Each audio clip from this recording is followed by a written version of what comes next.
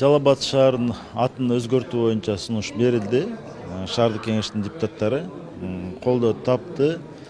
Депутаттар деле туура түшүндү. Эми Жалал Абад шаарынын атына токтоло кете турган болсок, бул эми Жалал Абад шаары байыркы шаарлардын бири болгон да. Эми 1877 жылы бул Жалаледин деген бир табыпчы келип Шорбулакка элдерди дарылай баштаган да. Ошонун атын көп айтып анан Жалал Абад деп атылып калган. Бул биринчи варианты. Азыр тарыхчыбыз келди, бир 2-3 вариантты айтып кетти да. Эми биздин тарыхчыларыбыз деле, илимпоздорубуз деле бир тарыхый фактыларга эч качан таянган эмес да. Булар жөн эле уламыштарды эле айтып, өздөрү деле аны моюндап келишет да.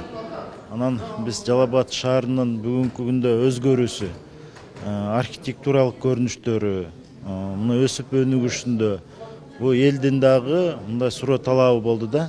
Жалал Абад шаарынын атын өзгөртүп бергиле дегенчи. Бул бүгүн эле же кече эле өзгөртүү боюнча сунуш түшкөн жок да. Буга чейин дагы эл тарабынан ушундай сунуштар түшүп келаткан да.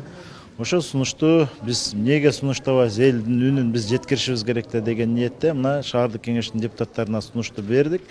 Депутаттар деле мына суроо жооп өтө деле болгон жок, себеби тарыхчыны чакырганбыз, тарыхчы баардыгын айтып берди да.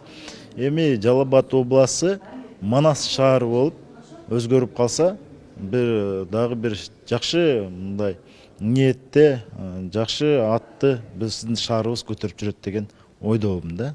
Жалал Абад шаары деген иш кагаздардын баардыгы өзгөрөт. Эми бул боюнча жогорку жетекчиликтердин тапшырмасын алайык. Биз иштейбиз. Бүгүнкү сунушту биз Кыргыз Республикасынын Жалал Абад областындагы өкүлчүлүккө беребиз. Ал өкүлчүлүк жогорку кеңешке депутаттарга алып кирет.